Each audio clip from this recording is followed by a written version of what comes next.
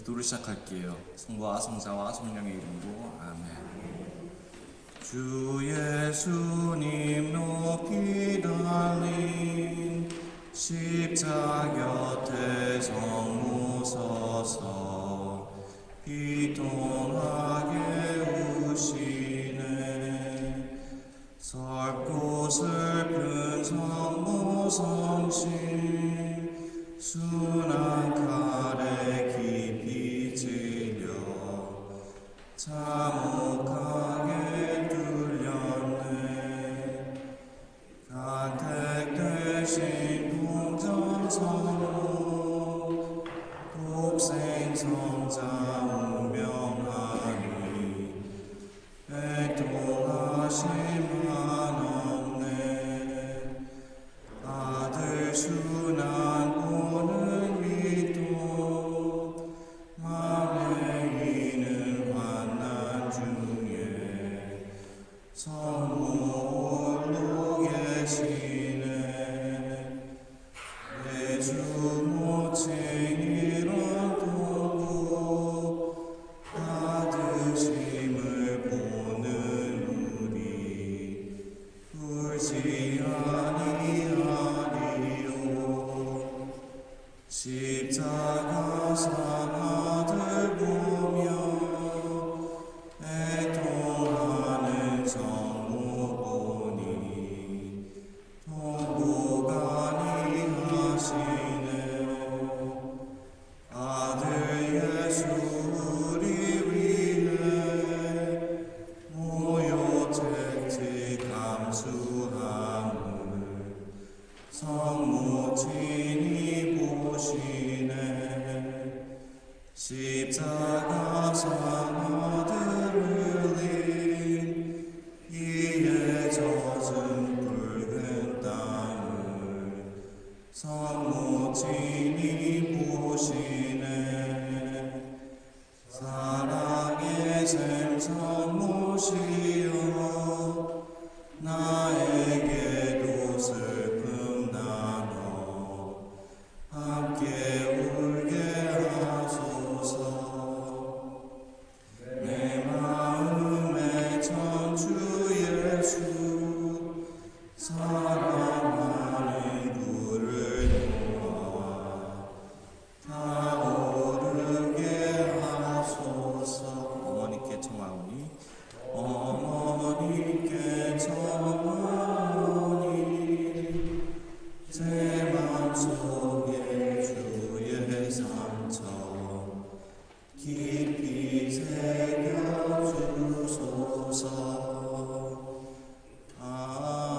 아멘.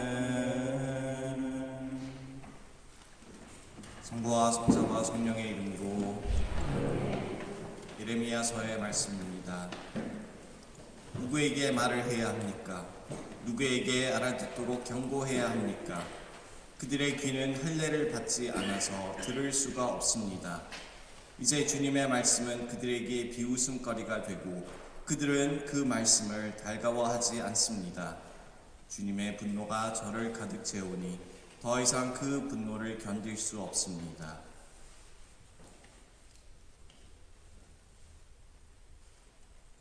주님, 이 순간 저의 귀를 열어주시고 저희와 함께 하소서.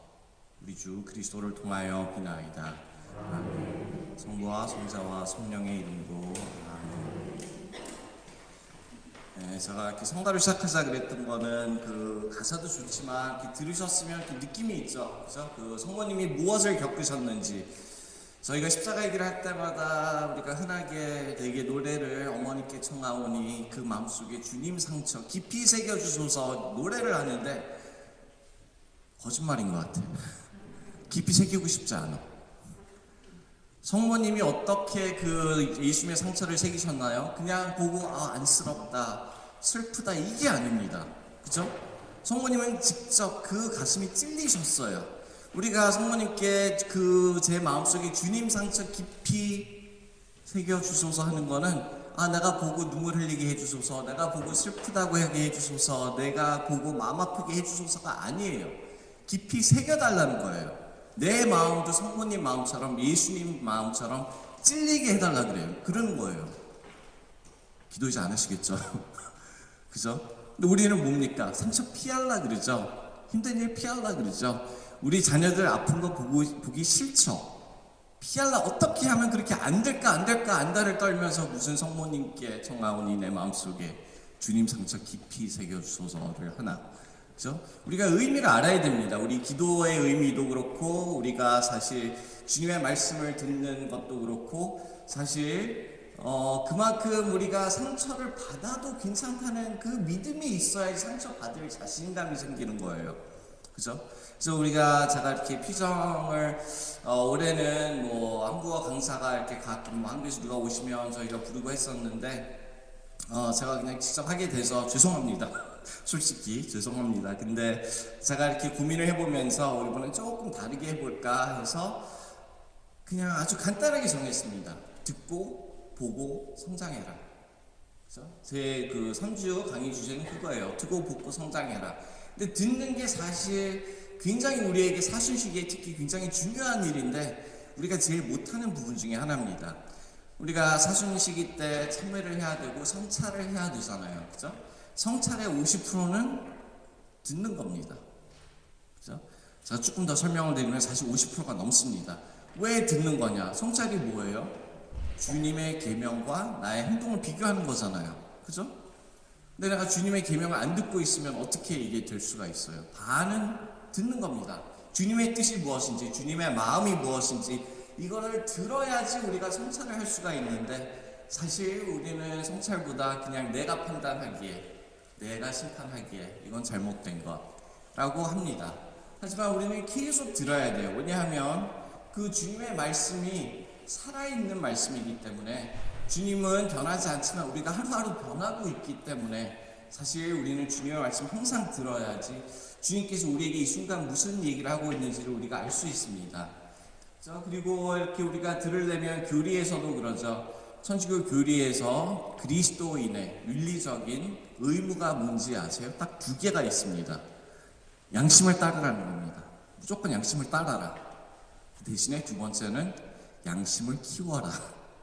잘못된 양심이 있으면 양심을 따라도 소용이 없겠죠. 그만큼 양심을 키우려면 우리가 교리도 배워야 되고 왜 어떤 것이 나쁜 것인지를 이해를 해야 되고 주님이 왜 이런 계명들을 주셨는지를 알아야 됩니다. 그렇기 때문에 제가 듣는 게 참회의 반이라고 해요. 먼저 알아야 되니까, 듣고 우리가 깨달아야 되니까. 그렇다면 왜 제가 또 어떻게 보면 50%가 넘는다고 생각할까? 우리 여러분들 그런 말 가끔 그런 생각 안 하세요? 내가 이럴 마음은 없었는데 특히 가정 사이에서 가족 사이에서 이렇게 뭐 상처 주고 싸울 때 못된 말을 하고 나서 내가 그 말을 하지 말았어야 했는데 내 말은 그 말이 아니라 내 뜻은 그게 아니라 나는 그럴 의지가 없었어. 우리가 흔히 얘기를 하는데 상처는 벌써 줘버렸어요. 그죠? 사실 죄는 내 입장에서도 보지만 상대방 입장에서도 봐야겠죠? 그럼 상대방이 뭐라고 하는지 들어야 될 거 아니에요. 그죠? 내가 이렇게 얘기하니까 아프다. 내가 이렇게 얘기하니까 진짜 내가 참 예민한 곳을 당신 건드렸다 하는 것을 우리가 알아야 되는데 그래서 들어야 되는데 사실 듣는 게 쉽지가 않습니다. 성경을 봐도 그래요. 오늘 예레미야서에서 제가 독서를 시작했는데 예레미야 예언자가 그러죠. 내가 화가 난다고. 하나님 제가 화가 나나요? 이 사람들 말 안 듣잖아요. 귀가 있는데도 안 듣고 아무리 내가 얘기를 해도 하나님의 예언을 한다고 해도 하나님의 계명을 무시하고 듣지를 않습니다. 예수님께서도 얘기를 하시죠. 귀가 있는 일은 들어라. 이렇게 그 비유 같은 거를 얘기를 하시면서 제자들에게 얘기를 하시죠. 듣는 사람이 있고 안 듣는 사람이 있다고. 여러분은 예수님이 직접 오셔서 강의를 하면 들으실 것 같으세요? 우리가 확률을 보면 성경에 있는 확률을 보면 한 80%는 듣지 않습니다. 그죠? 수많은 사람들이 수천 명이 예수님의 말씀을 듣지만 따르는 사람은 그만큼 되지 않습니다. 심지어 예수님은 12제자 중에서도 한 명은 예수님을 배신하고 한 명은 예수님을 모른다고 3번을 고백을 합니다. 심지어 이렇게 따라다니면서 주님이 하늘의 말씀입니다 하던 베드로까지도 예수님 몰라요. 나 저 사람 몰라요. 할 때가 있었습니다. 그만큼 그 말을 잘 들었는데 이거를 새겨들고 이게 내 몸에서 피와 몸이 되지 않은 거예요. 피와 살이 되지 않은 거예요. 우리가 말씀이 사람이 되셨다. 요한복음 1장에 나오죠. 말씀이 사람이 되셨다 하는데 주님께서 우리에게 원하시는 게 그겁니다.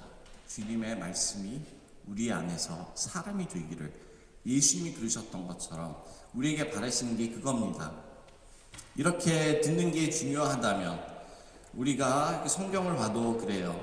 예레미야 말씀드렸죠. 그래서 예레미야는 사람들이 참 듣고도 못 알아듣고 이제 따르지 않는 그런 모습을 보면서 예레미야는 이 사람들은 귀가 할례를 안 받았다 그래요. 모세율법상 하느님의 사람은 할례를 받아야 되는데 그 몸에 그 할례가 중요한 게 아니라 귀가 할례를 못 받아서 듣지 못한다고. 요한복음에는 이렇게 표현하십니다. 이 사람은 하늘에서 태어난 사람이 아니라서 얘기를 못 듣습니다. 여러분들 세례를 받으실 때 우리는 하늘에서 태어났다고 표현을 해요. 그렇죠? 새롭게 태어난 존재들입니다. 주님의 피로 세례를 받은 사람입니다. 하지만 아직도 우리가 하늘에서 태어나지 못했기 때문에 그 말을 못 들고 있을까요? 우리에겐 희망이 없을까요? 마테오 복음에 보면은 예수님께서 이사야 35장 얘기를 하십니다. 그때가 보면은 언제였냐? 그 세례자 요한이 옥살이를 하고 있으면서 제자들이 예수님한테 보내죠. 당신이 우리가 기다리던 메시아입니까? 그때 예수님이 이사야서에 나온 말을 하죠. 뭐라 그러셨어요? 그렇죠? 귀 먹은 자들은 어떻게 한다 그러셨어요? 귀가 열릴 것이다.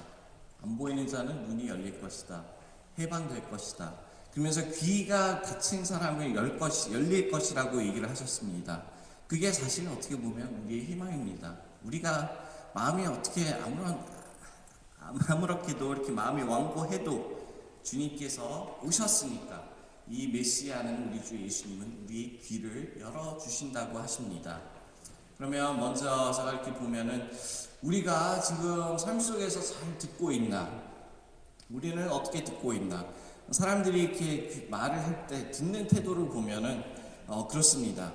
이런 태도가 있어요. 예를 들어서 저희 신부들 사이에서는 제가 얼마 전에 우리 저희 누악 대교구 전체 사세 수련 때 아침 기도에 강론을 하라 그래서 강론을 했는데 사실 제가 뽑힌 이유가 뭐냐 하면 제가 잘나서가 아니라 아무도 안 하려고 그래서 뽑힌 거예요.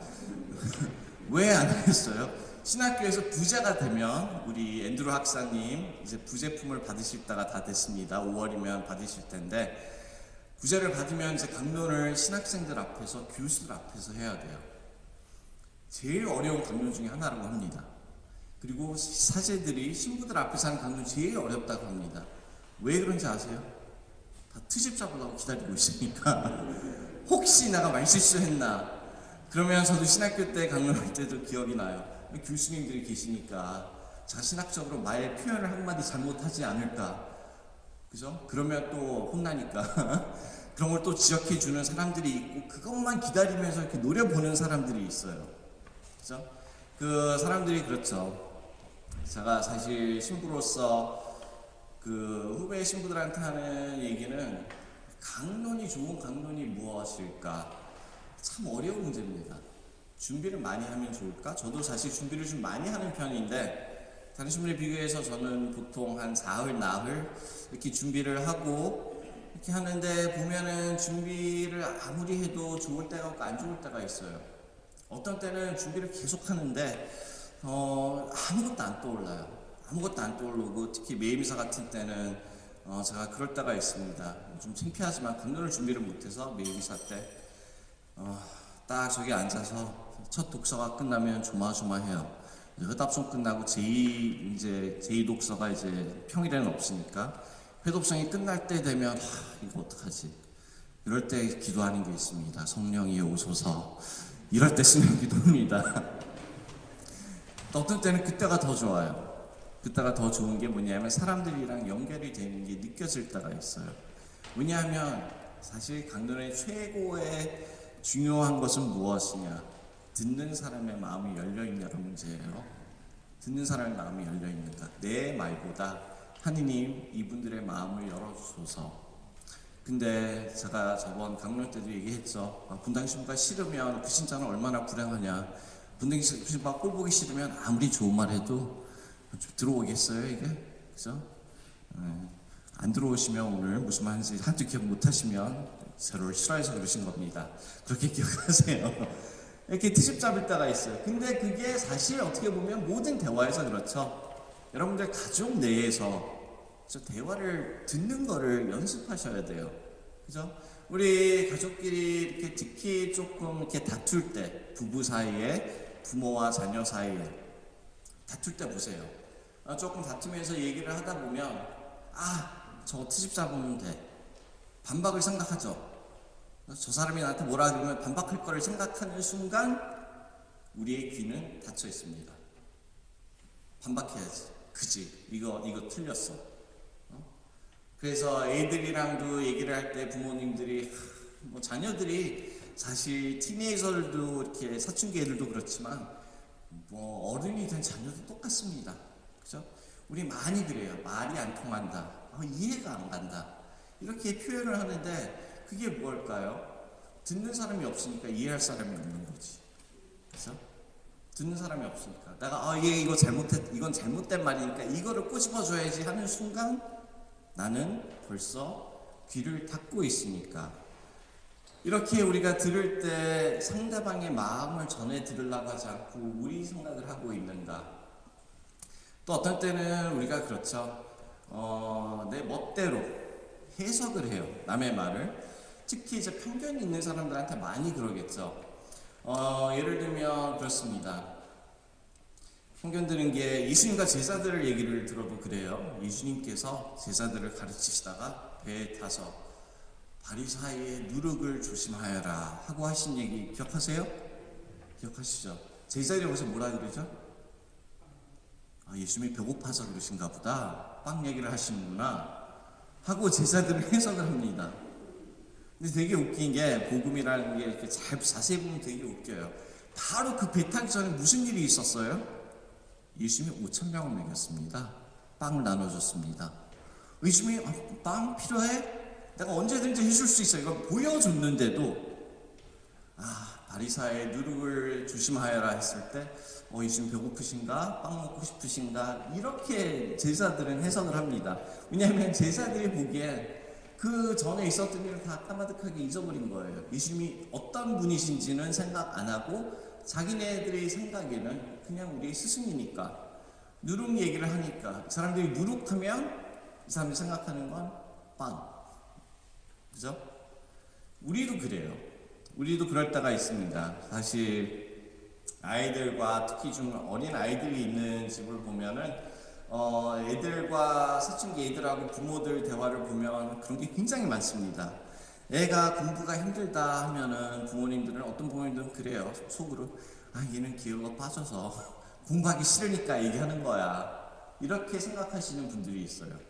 애들은 부모님들이 얘기하면 애들한테 제일 많이 듣는 얘기는 부모님은 구식이라서 우리 세대를 모르니까 내가 사는 세대를 모르니까.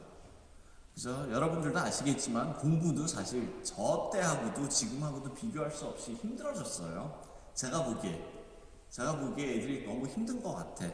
제가 지금 있었다면 할 수 있었을까? 환경이 그러니까 했겠지만 사실 그렇게 우리는 서로에 대해서 편견이 있고 생각하고 있는 게 벌써 있습니다. 그리고 어떤 사람들은 이거를 이용하죠.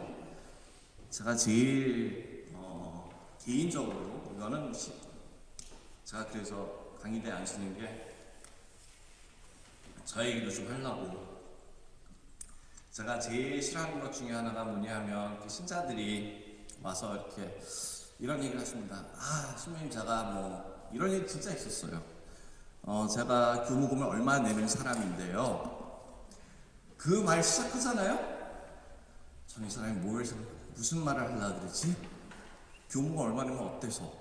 일부밖에 못 내면 일부 내는 거지 저는 마음이 굉장히 이렇게 열리기가 되게 힘들어요. 그래서 왜냐하면 벌써 자기가 돈 많다는 거를 나보고 인식하고 그 편견으로 자기가 하는 얘기를 들으라는 거거든요.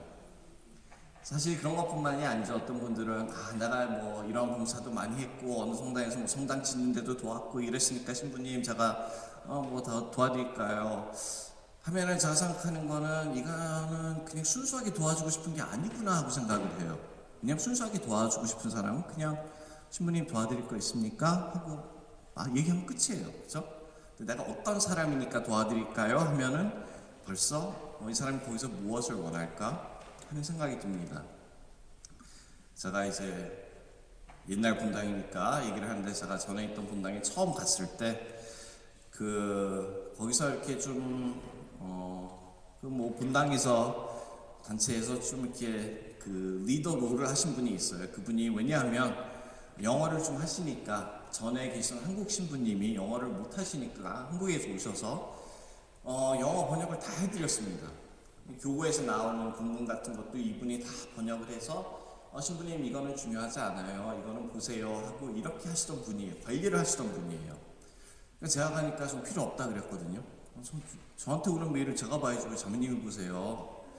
근데 이분이 무엇을 했냐면 제가 가기 전에 과테말라의 그 천사의 집이 막 짓고 있기 지을까 말까 할 때입니다. 그때 학생들을 데리고 과테말라의 그 해비tat for humanity라고 들어보신 분들이 있을 거예요. 거기 이제 가난한 이들을 집을 지어주는 건데 저는 솔직히 그 프로그램 별로 안 좋아합니다. 왜냐하면 비용이 너무 들어요. 일주일 가는데 아이들이 2,500불씩을 냈어요. 그럼 저는 그게 싫은 게 뭐냐 하면 아이들 일주일 휴가 2,500불에 보내려면은 제가 보기에는 그래도 좀 여유가 있는 가정이라고 생각을 해요. 근데 저는 그런 거를 아이들도 그런 경제적인 그런 상황으로 가르고 싶지 않거든요.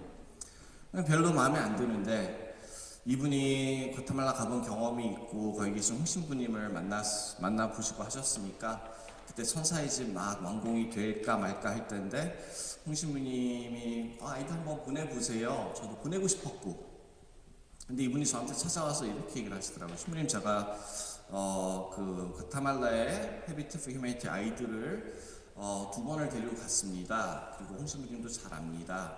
거기 홍신부님 천사의 집을 가는데 미션을 가는데 제가 꼭 필요하시면 제가 어떻게 할 수 없지만 하겠습니다. 제가 꼭 필요하시면 하겠다.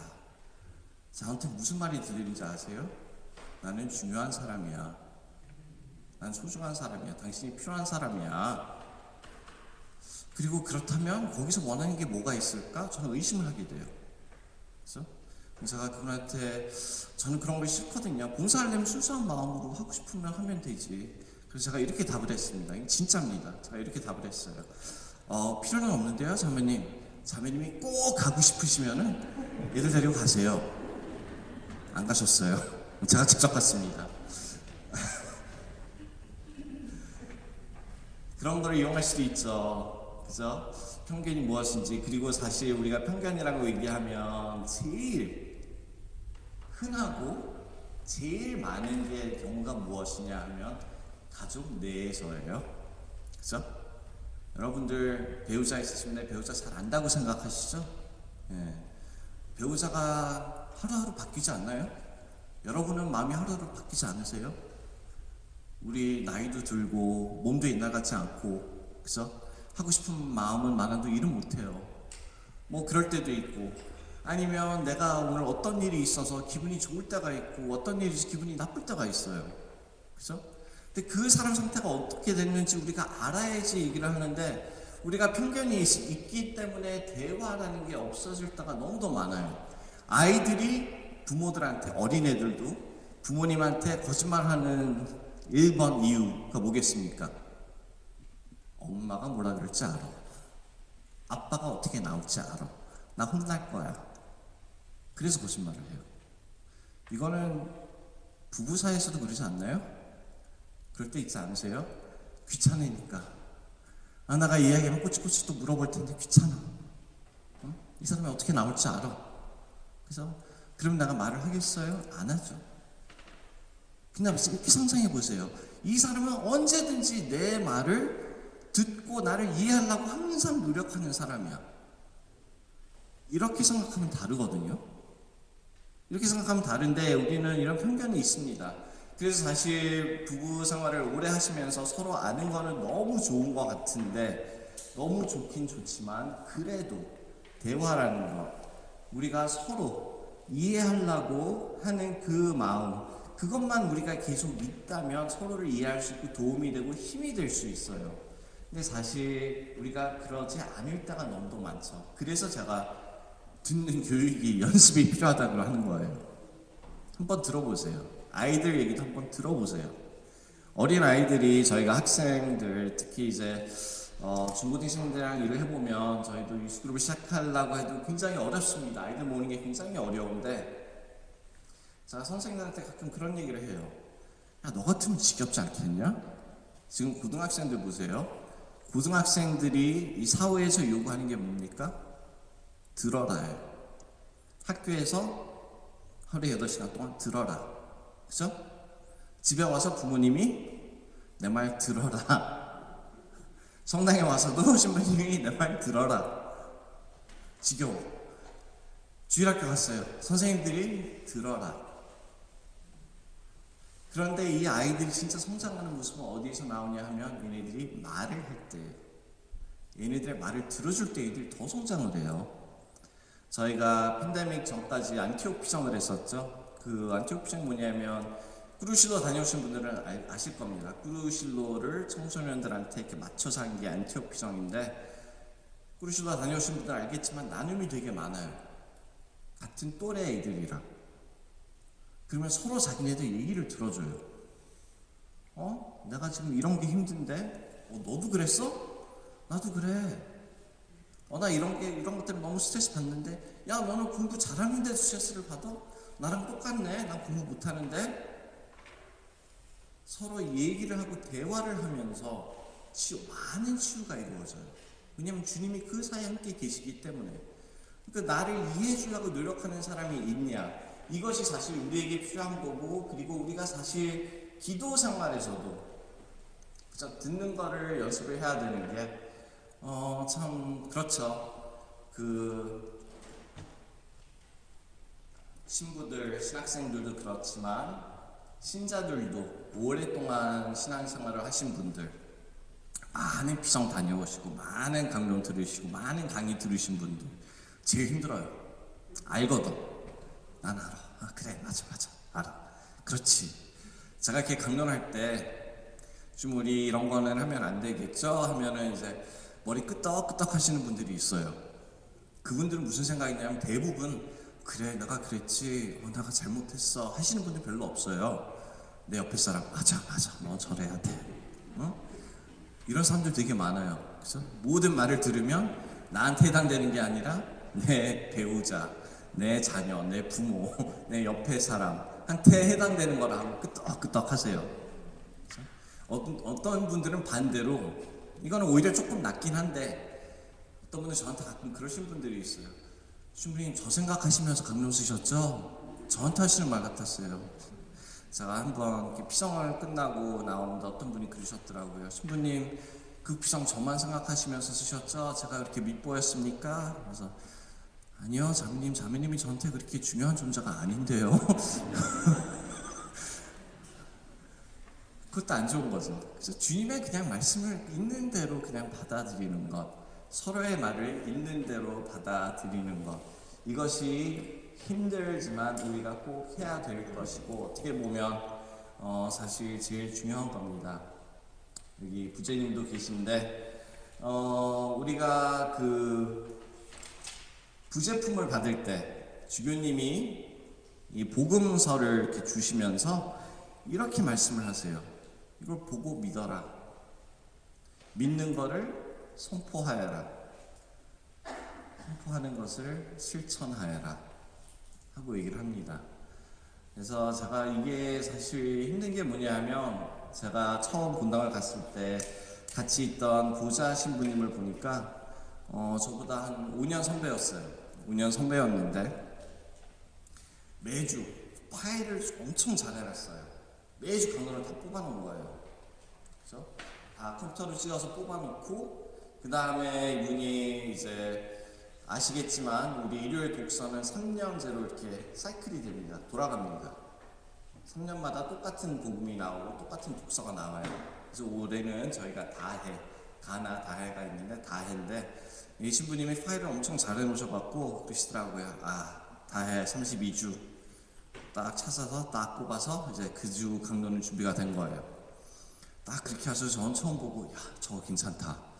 나도 이렇게 해봐야지 하고 저도 딱 한 달을 했습니다.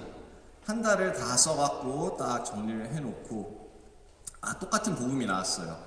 똑같은 복음이 3년이 안 됐는데도 가끔 복음이 반복될 때가 있는데 그걸 보고 좋다 그걸 딱 꺼내서 봤는데 이건 아니야. 그때 나하고 지금 나하고 너무 달라. 내가 생각하는 게 너무 달라요. 그리고 딱 생각나는 게 이러다 게을러지겠다 진짜. 이러다 내가 듣는 귀가 없어지겠다. 매주 씨름을 해야 되는데 그래서 그때부터 그걸 포기하고 사실 제가 피성 강의 쓸 때도 컴퓨터를 안 쓰는 이유 중에 하나가 그겁니다. 똑같은 공책을 계속 이렇게 쓰는데 이렇게 쓰면서 또 제가 고칠 건 계속 고치고 하면서 그 다음 뭐 강의를 할 때 예전 거를 이렇게 참고로 볼 수는 있지만 그래도 새로 써요. 근데 그 이유 중에 하나가 그거예요. 뭐 여러분들 좋으라고는 제가 뭐 몇 년 전에 강의가 너무 좋아서 여러분 나누고 싶을 때도 있겠지만 그것보다 사실 나도 중요하거든요. 나도 씨름을 해야 되거든. 이게 무슨 말일까? 왜 지금 나한테 이런 말씀이 오실까? 저는 이렇게 강의를 준비하면 성경을 항상 이렇게 여기저기 찾아보고 하는데 그럴 때마다 주님이 주시는 말씀인데 이게 주님의 말씀이잖아요. 그죠? 주님의 말씀인데 지금 주님께서 나한테는 무슨 말을 하고 싶으신가? 이거를 어떤 때는 너무도 힘듭니다. 너무 진짜 씨름을 해야 됩니다. 어떤 때는 내가 듣기 너무 싫은 말들이 나올 때도 충분히 있습니다. 하지만 그래야지 내가 조금이라도 이렇게 성장을 할 수 있을 것 같아서 그런 고민을 하고 있는데 사실 우리들도 그렇죠. 똑같은 말씀이 나온다고 해서 우리에게 똑같이 다가오지는 않을 겁니다. 그래서 여러분들 사실 여기서 조심해야 되는 거는 진짜 하나님의 말씀을 들을 때 내 마음대로 해석하지 않기. 그죠? 주님이 진짜 무슨 말씀 하시지 그걸 이해하려고 노력하기. 그대로 주님 입장에서 내 입장이 아니라 주님 입장에서. 그래서 내가 힘들 때 내가 너무 기쁠 때는 그래 주님이 이렇게 얘기하시는 거야 이럴 때가 많습니다. 사실 여러분들도 아시겠지만 많은 분들이 가끔 이제 저한테 와서 기도 속에 주님이 이렇게 말씀을 하셨어요 하시는 분들이 꽤 많아요. 그러면 제가 주님 목소리를 들으셨어요? 아니 그건 아니고요. 제가 느낌이 딱 주님께서 이 말씀 하시는 것 같아요. 이렇게 얘기하시는 분들 제가 이렇게 들어보면 90%는 10%는 아닌 것 같아요. 90%는 하나님이 하시는 말씀이 아니라 자기가 듣고 싶은 말이에요. 내가 듣고 싶은 말을 그냥 느낌이 좋으니까 위로받으니까 어떤 때 힘든 말 하세요. 예수님 어떤 때는 진짜 내가 듣기 싫은 말도 하세요. 그거를 우리가 주님께서 무슨 말을 하는지 들으려면 그것까지 들을 수가 있어야 되는데 그게 사실 쉽지 않죠. 그래서 들으려면 우리가 이렇게 참고해야 되는 점이 무엇인가? 저희가 뭐 1세, 2세를 넘어가면서 많은 부모님들 요즘에는 오히려 할머니, 할아버지들하고 아이들 사이에서 언어 문제가 있다 그러죠. 언어 문제는 우리 대화하는데 서로 이해하는데 굉장히 작은 부분입니다. 굉장히 작은 부분이에요. 저희가 신학교 때 이제 여름 동안에 병원을 나가요. 병원 사목을 배우라고 3개월을 교육을 받는데 저희가 이제 매주 한 층을 맡아서 거기 환자들이 계속 방문합니다. 계속 방문하는데 어떤 할머니가 이제 묵주가 필요하다고 간호사가 연락이 와서 제가 찾아갔습니다. 묵주를 들고 찾아갔습니다. 근데 이분이 묵주를 원했던 게 아니에요. 무슨 말 하는지 저도 못 알아듣겠어요. 제가 지금도 못하지만 그때는 스페인어 진짜 한마디도 몰랐을 때입니다. 영어를 하나도 못하세요. 스페인어만 하세요. 근데 그 자리에 앉아서 여러분들이 믿을 저도 못 믿었으니까 1시간을 대화를 했어요. 우리. 1시간을 대화를 했는데 솔직히 이 아줌마가 무슨 말을 했는지 내용은 저도 전혀 모르겠어요. 전혀 몰랐는데 그건 확실해요. 너무 외로우셨다는 거. 너무 마음이 아프셨다는 거, 너무 가족들에게, 자녀들에게 배신을 당해서 버림받은 것 같다는 거, 그 아픔이 있고 당신에게는 주님만이 당신의 희망이라는 것, 이게 별거 아닌 것 같아도 이게 사실 어떻게 보면 더 중요한 게 아닌가요? 여러분들 이렇게 대화를 나누실 때 이렇게 생각을 해보세요. 내가 말을 할 때 왜 상대방이 이해를 못하는지. 대화를 나누면 우리가 상대가 있습니다. 대화의 목적은 무엇이냐? 내 마음을 저쪽 사람 마음에 전달을 하는 거잖아요. 그죠? 여기에 뭐가 들어가는지 보세요. 처음에는 언어가 먼저가 아니에요. 우리 모두가 어떤 이제 필터가 있습니다. 필터가 무엇이냐? 여러분들이 뭐 예를 들어서 저 같은 친구랑 얘기를 할 때랑 똑같은 얘기를 가족이랑 할 때랑 달라요. 그죠? 예의를 지켜야 되니까, 아니면 조금 더 잘 보이고 싶으니까. 그죠? 제가 그 학생들 데리고 과테말라 가면은 되게 웃긴 게 뭐냐 하면, 이제 뭐 저도 나이가 들었으니까 또 여자애도 남자애들이 있으니까 이성 관계에서 서로 좀 잘 보이고 싶은 것도 있고 그렇잖아요. 근데 너무 빤히 보이거든요. 너무 빤히 보여. 이 남자애가 이 여자랑 대화할 때는 저 여자랑 대화할 때 너무 달라. 그것도 필터예요. 잘 보이고 싶은 것도. 그렇죠? 역사도, 나의 역사가 무엇인가. 제가 첫 분당 갔을 때 굉장히 좀 무서운 아저씨가, 매일 성당에 계신 아저씨가 있었어요. 근데 이 아저씨 잘못 건들면 이제 경찰을 불러야 되는, 사실 경찰이 많이 왔었는데 이 아저씨 때문에 조금만 잘못 건드리면 화가 나서 화를 참지 못해요. 막 욕을 하고 던지기 시작하고 성당 안에서. 매일 성당에 있어.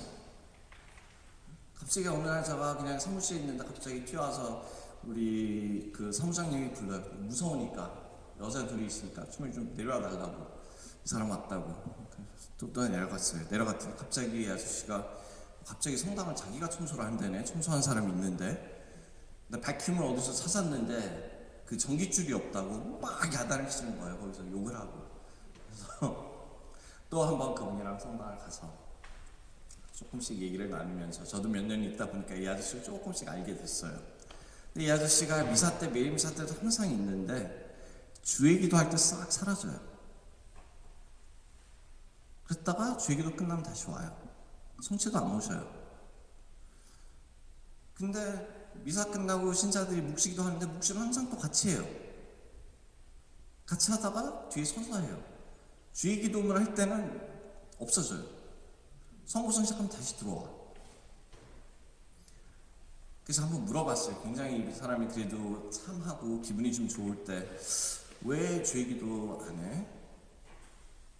라고 얘기를 했더니, 저보다 나이가 조금 많으세요. 그러니까 지금 한 60세 되실 분인데 그러더라고요. 아빠, 하늘에 계신 아버지, 난 아버지 꼴보기 싫어. 나는 아버지한테 평생 맞으면서 살아왔어. 난 아버지란 말 자체도 싫어. 하늘에 계신 우리 아버지 말도 하지 마.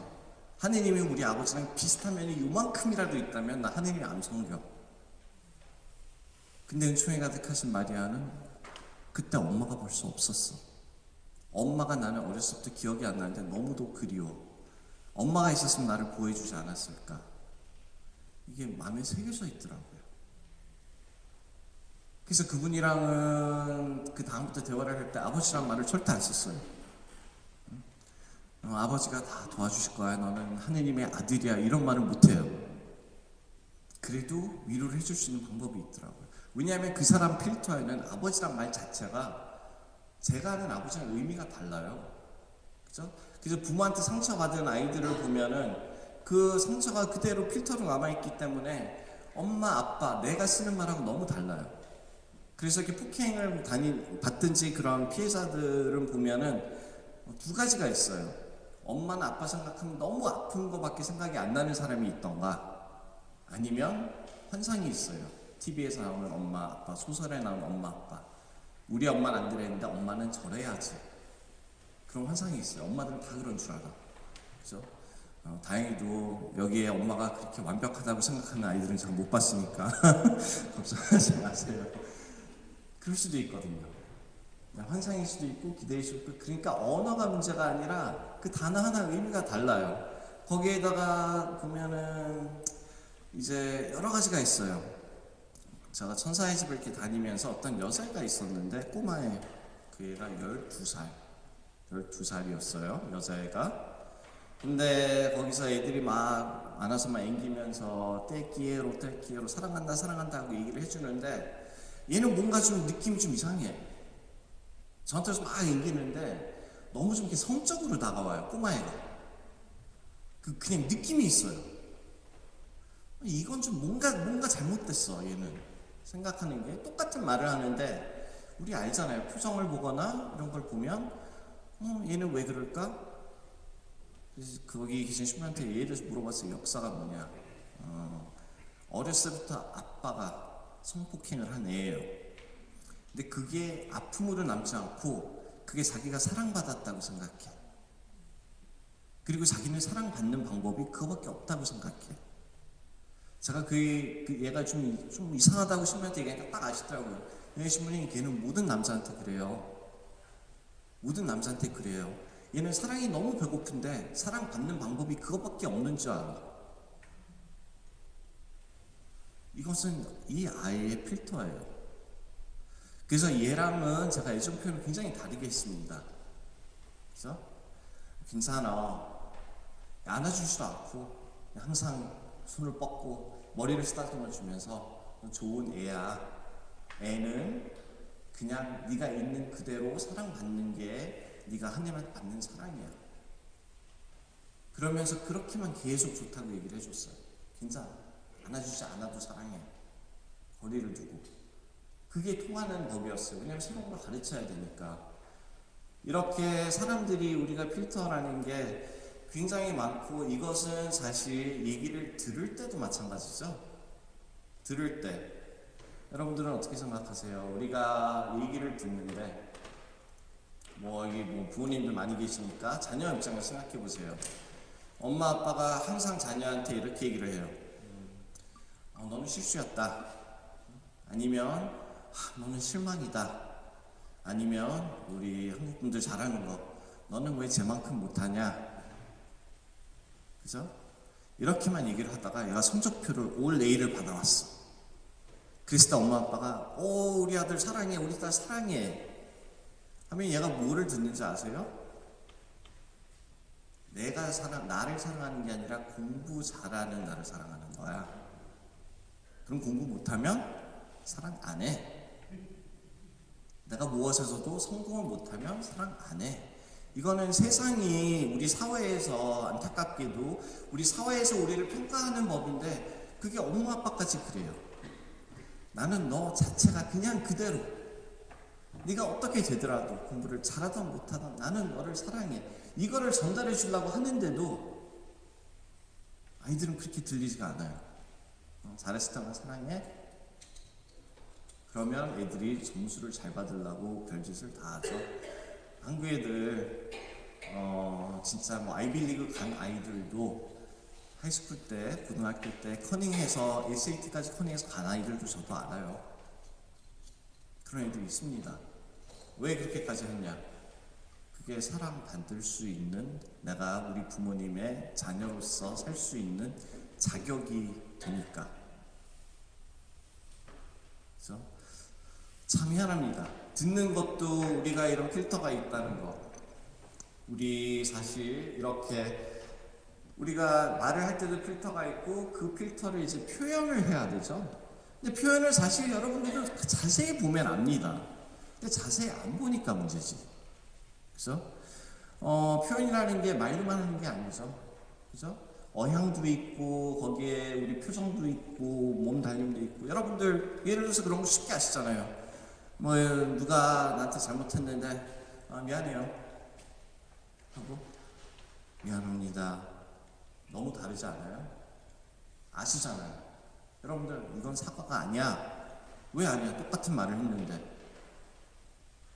우리가 보니까 얼마 전에 제가 이렇게 부부를 하나 만났습니다. 부부 면담을 이렇게 하는데 이제 어린 애가 있는 부부예요. 첫 번째 아이인데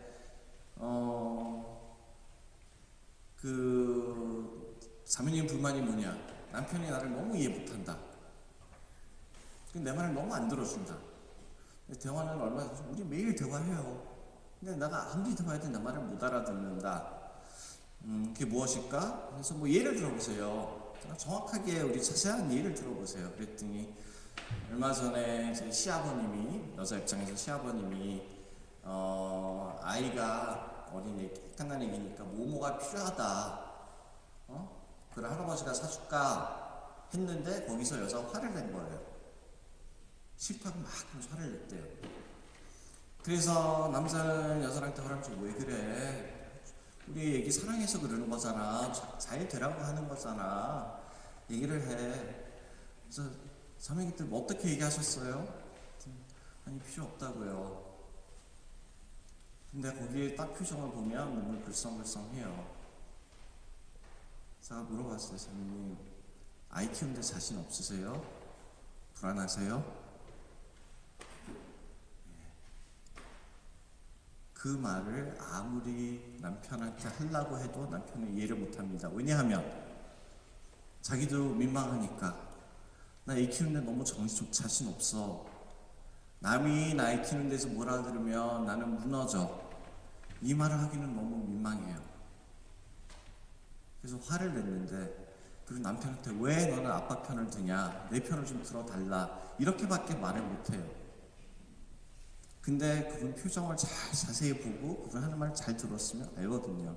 형제님 무슨 말 하는지 아시겠어요? 모든 게 말이 되네요. 그래서 혼자 있을 때 힘들어하고 애만 아프면 불안해하고 뭐가 조금 잘못되다가 걱정만 많이 하고, 그게 애가 걱정되는 게 아니라 내가 잘못했을까봐, 내가 엄마를 부족할까봐. 이렇게 대화를 좀 나눠보세요. 집에 가셔서 이런 대화를 속마음을 한번 얘기를 해보세요. 그러니까 우리가 잘 보면 아는데 잘 보지를 않죠. 모든 표현들을, 그 모든 표현들을 언어로 해서 우리는 상대방 사람한테 가서 상대방이 이 말을 들으면 상대방 사람도 자기네가 필터가 있겠죠. 자기가 듣는 그게 있어요. 그 필터를 통해서 그 다음에 이 사람은 해석을 해요. 그 마음이 전달이 되려면. 해석하는데 해석할 때도 실수할 게 있죠. 아까 말씀드린 것처럼 편견 같은 게 굉장히 참 엉뚱한 생각을 하게 될 수도 있고, 아니면 내가 생각하는 그런 가정, 저희가 이제 부부들을, 커플들을 이제 결혼 준비를 시킬 때 한국 분들은 빨리 하는 걸 좋아하시는데 저는 진짜 추천합니다. 1년 이상 하라고. 제발 준비 1년 이상 하라고. 약혼 기간을 1년 이상 잡으라고. 요즘 세상, 옛날에는 한국에서 빨리 하는 거 이해해요. 이혼이라는 게 없었잖아요. 근데 요즘 한국이나 여기나 너무 많잖아요. 그럼 1년 동안 서로에 대해서 배우라는 거예요. 배우라 그러면서 저희가 시키는 것 중에 하나가 뭐냐 하면, 너희가 잘한 얘기를 다 해라.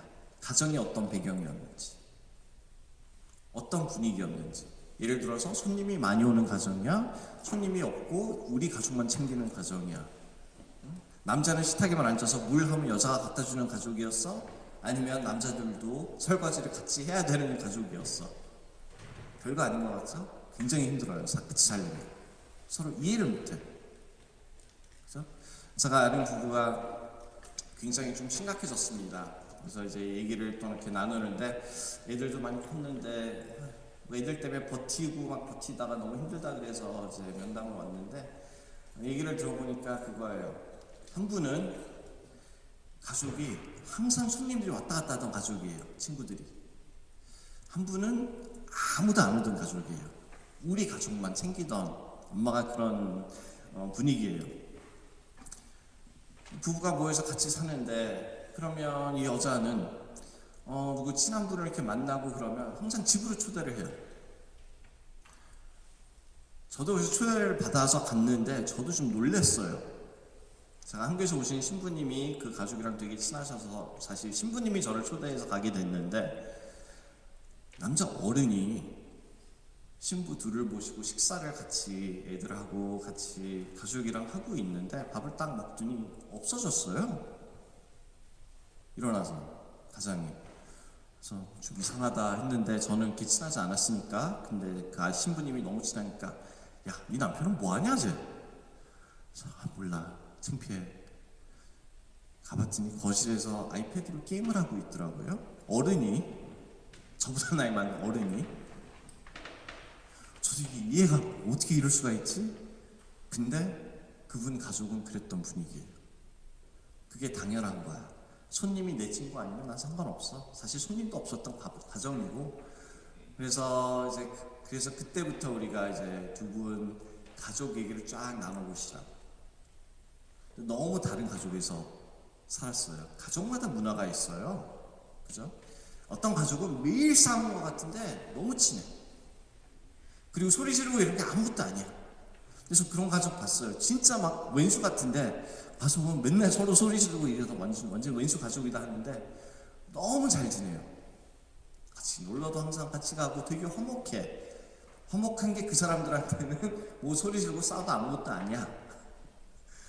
근데 제가 보기에는 너무 이상한 거예요. 이 가족이 왜 이러지? 무슨 문제가 많나? 가서 보니까 그게 아니더라고요. 가족 문화가 되게 달라요. 그만큼 우리가 상대방을 이해하려면 서로의 배경도 좀 알아야 되고 들을 때 진짜 잘 들어야 됩니다. 기도도 마찬가지죠. 하나님의 말씀을 들을 때 내 입장에서 듣는 게 우리가 많이 하고 있는 겁니다. 우리 기도할 때 내가 필요한 거, 내가 힘든 거 먼저 얘기를 막 하죠. 그럼 벌써 내 뇌에서는 하나님의 말씀이 들려도 거기에 대한 답밖에 안 들려요. 그게 제일 중요한 게 아닐 수도 있는데. 그죠? 그래서 우리가 기도할 때 듣는다는 것은 무엇이냐? 성경을 읽으셔도 지금 나한테 다가오고 내가 깨닫는 거예요. 이거를 중요시 여기지 마세요. 반대로 진짜 하느님은 나를 위해서 십자가의 목숨을 바치신 하느님은 내가 죄에서 벗어나서 해방을 받기 원하시는 저만큼 원하시는 하느님은 내가 죄에서 용서를 받아서 진짜 내가 아무리 못났어도 하늘나라를 가는 거를 나보다 더 원하시는 저렇게 보여주신 하느님은 나한테 무슨 말을 하고 계실까? 내가 심판하면 하느님은 나는 죽을 몸이라고 하시는구나. 내가 너무 못됐구나. 내가 죄만 많이 지었구나. 하고 해석을 할 수가 있고 저 모습을 보면서 저 모습에 십자가 매달린 하느님이 얘기하신 거라고 생각하면 여기서도 나를 살리고 싶어 하시는구나 라고 들릴 수가 있어요. 그래서 첫 번째 단계 우리가 성장을 하려면 하나님의 말씀을 잘 듣는 겁니다. 그냥 나한테 다가오는 말씀뿐만이 아니라 그것도 나쁘진 않아요. 그것도 좋지만 그래도 하느님이 무슨 말을 하고 싶으신지 하느님 입장에서 저 십자가의 외에 계신 하느님의 입장에서는 나한테 무슨 말을 하고 싶으신지 이거를 먼저 묵상하세요.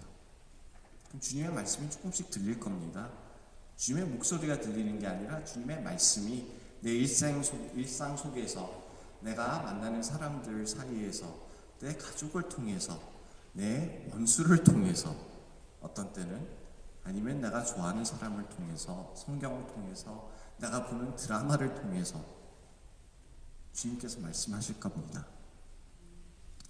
꼭 그걸 기억하시고 우리가 주님의 말씀에 집중할 수 있도록 주님의 은총을 청하시면서 사순시기 때 뭐 성경 묵상을 하시던 영적 독서를 하시던 개인적으로 성체 조배나 기도를 하시던 십자가 길을 하시던 그 말씀 한마디 한마디에 진짜 집중을 한번 해보면서 그리고 그거를 내 일상 속에서 연습을 하면서 내 가족 이야기를 들을 때 이 사람이 지금 어떤 마음을 나에게 전하고 싶은가 그것만을 상대방에 집중하면서 듣는 연습을 하는 그런 사순시기가 된다면 여러분들 화해도 많이 나누실 거고요. 진짜 가족과도 가족이 관계가 좋아질 수 있고요. 그리고 특히 그 안에서 하느님을 꼭 만나실 것이라는 것을 제가 약속드립니다. 자, 5분 넘었으니까 아침 기도 마치겠습니다. 성부와 성자와 성령의 이름으로 아멘.